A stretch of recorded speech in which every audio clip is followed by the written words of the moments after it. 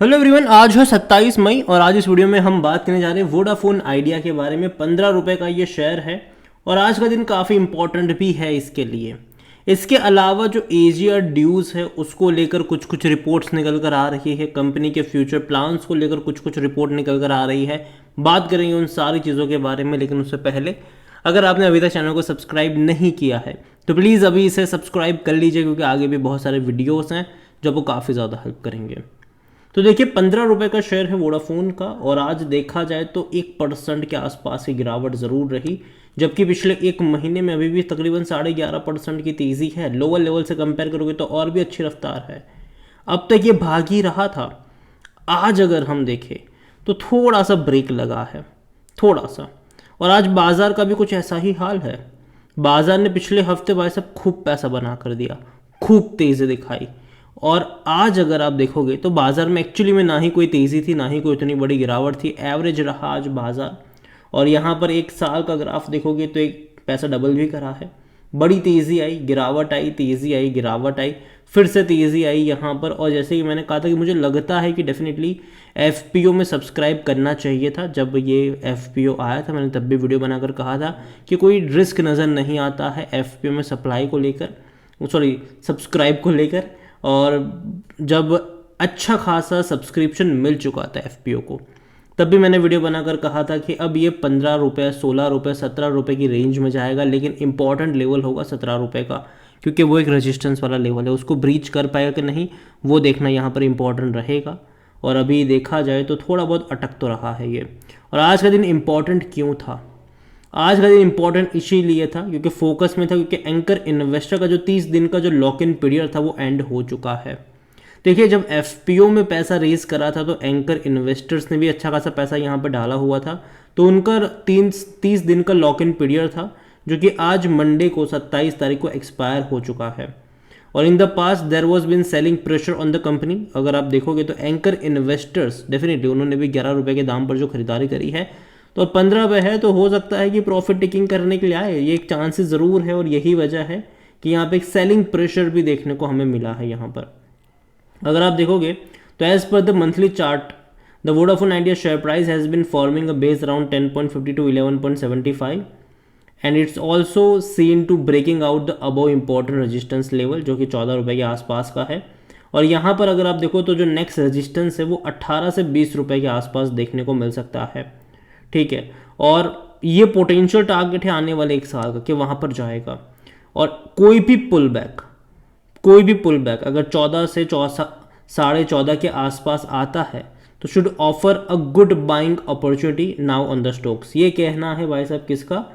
प्रशांत तापसे का, जो कि रिसर्च एनालिस्ट है और वाइस प्रेसिडेंट है मेहता इक्विटीज़ के। उनका कहना है कि आने वाले टाइम में ये आपको 18, 20, 22 के रेंज में देखने को मिलने वाला है। और अगर गिरावट आती है और 14 रुपये की रेंज में आता है तो ख़रीदारी के मौके आपको यहाँ पर ढूंढने चाहिए, ये उनका कहना है।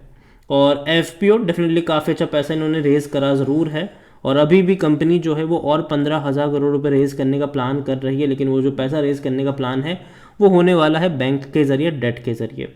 यहाँ पर अगर आप देखोगे तो वेंचुरा सिक्योरिटीज़ के जो विनीत है उनका कहना है कि the market can observe large selling volume from FPO subscriber, it would indicate the positive sentiment about V A potential about. तो उनका ये भी कहना है कि देखो अगर आता भी है तो मार्केट उसको ऑब्जर्व कर लेगा। अगर जो सेलिंग प्रेशर भी आता है तो मार्केट उसको एब्जॉर्ब कर लेगा, ये उनका कहना है। उसके अलावा एक और रिपोर्ट्स आई है इनके एजीआर को लेकर, तो ये यूबीएस की रिपोर्ट है। और ये यूबीएस की रिपोर्ट कहती है कि मेजोरिटी ऑफ वोडाफोन आइडियाज़ का जो एजीआर ड्यूज़ है वो कैंसिल हो सकता है, और ये बड़ी बात है।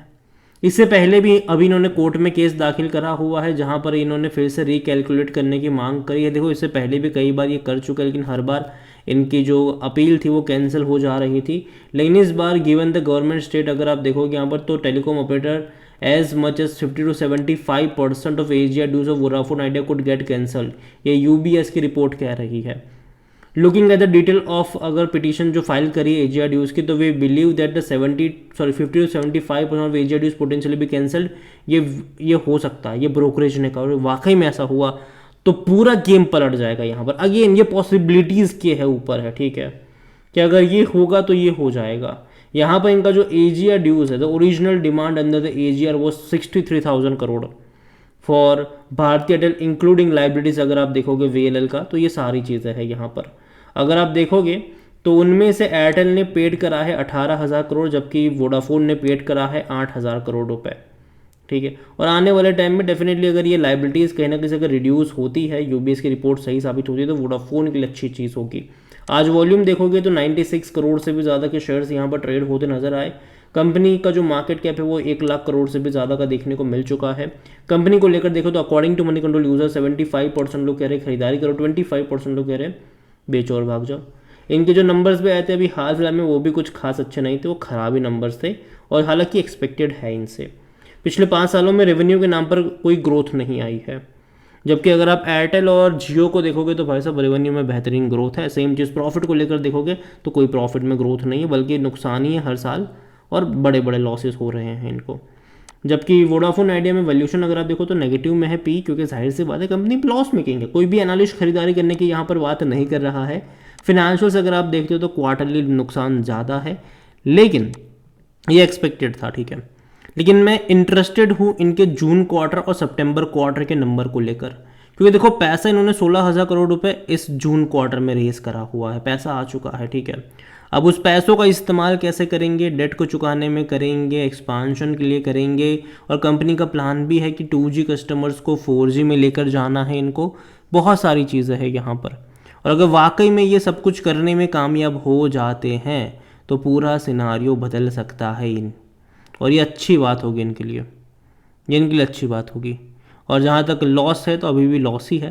देखो अभी भी मुझे लगता है कि आने वाले कई सालों तक ये कंपनी नुकसान में ही रहने वाली है। बस ये है कि एटलीस्ट लॉस धीरे धीरे कम होना स्टार्ट हो जाए, रेवेन्यू बढ़ना स्टार्ट हो जाए। और देखो अभी से चर्चा भी हो रही है कि इलेक्शन के बाद जो है वो टैरिफ जो है टेलीकॉम्स के वो बढ़ने वाले हैं, जो दाम है वो बढ़ने वाले हैं, जो प्लान आप यूज़ कर रहे हो अपने मोबाइल वगैरह के वो बढ़ने के चांसेस ज़्यादा है। एयरटेल भी बढ़ाने वाला है, जियो भी बढ़ाने वाला है, और वोडाफोन आइडिया भी बढ़ाने वाली है। और अगर बढ़ाने में कामयाब होती है, बढ़ा देते हैं, तो कहीं ना कहीं फ़ायदा ये होगा कि रेवेन्यू में तेज़ी रहेगी और लॉसेस थोड़े से कम होते नज़र आएंगे। और जो पैसा भी रेस करा है अगर उसका भी इस्तेमाल करेंगे तो और लॉस कम होता आपको नज़र आएगा। शेयर होल्डिंग के बारे में देखें तो प्रमोटर की होल्डिंग यहाँ पर 36.87% की है। प्रमोटर में 2 लोग हैं यहाँ पर, वोडाफोन ग्रुप और आदित्य बिरला ग्रुप, दोनों की मिलाकर है ये। और यहाँ पर जो अदर्स में आप देख रहे हो 37%, उनमें से एक बहुत बड़ा जो हिस्सा है तकरीबन 33% का वो गवर्नमेंट के पास है, सरकार के पास है। और सरकार ने भी देखो मजबूरी में खरीदा था, कोई इंटरेस्ट नहीं था इनको खरीदने में, ठीक है। AGR ड्यूज का 16,000 करोड़ रुपए चुकाना था, पैसा था नहीं कंपनी के पास, और मांगते तो भैया दिवालिया हो जाती, था ही नहीं पैसा तो कहाँ से मांगते। तो बाद में 10 रुपये के भाव पर मजबूरी में इक्विटी एक्सेप्ट करनी पड़ी गवर्नमेंट को। लेकिन इक्विटी एक्सेप्ट करने के बाद गवर्नमेंट लगातार इनको पुश कर रहा है, डंडा कर रहा है कि भाई साहब पैसा रेज करो, पैसा रेज करो, पैसा रेज करो, पैसा रेज करो। और उसी के चक्कर में अभी इन्होंने 18,000 करोड़ रुपए रेज करे FPO के जरिए, और 15,000 करोड़ रुपए बैंक से लोन के जरिए रेज करने वाले हैं। देखते हैं कि हो पाता है भी कि नहीं। और कोर्ट में केस भी दाखिल करा कि भाई AGR ड्यूज में जो फिर से रिकैलकुलेशन करी जाए, और वाकई में अगर ऐसा होता है, अगर इनके फेवर में आता है, तो ऑलमोस्ट 40 से 50% तक का जो AGR ड्यूज का कर्जा है, डेट है, वो कम हो सकता है। ये अच्छी बात है। और देखो खबरों के ऊपर बाजार गर्म भी रहेगा। ओवरऑल देखो मैं इतना कहूँगा कि एटलीस्ट मैं मान के चल रहा हूँ कि कुछ सालों तक तो ये बर्बाद नहीं हो रहा है, और यहाँ से अभी जो पॉजिटिव मोमेंटम है वो इनके लिए अच्छा है।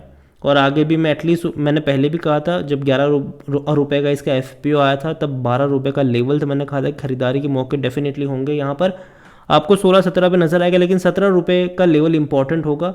या तो वो ब्रेकआउट दिखाएगा वहाँ से, या तो वापस गिराकर 14-15 पे इसको पटक देगा, तो वो लेवल इंपॉर्टेंट होगा, तो वहाँ पर आपकी नज़र होनी चाहिए। अगेन ये कोई भी रिकमेंडेशन नहीं है मेरी तरफ से, ये मेरा पर्सनल ओपिनियन है। वीडियो को यहीं पे एंड करूँगा। पसंद आया हो तो लाइक करो, शेयर करो, चैनल अगर पहली बार है तो प्लीज़ सब्सक्राइब करें।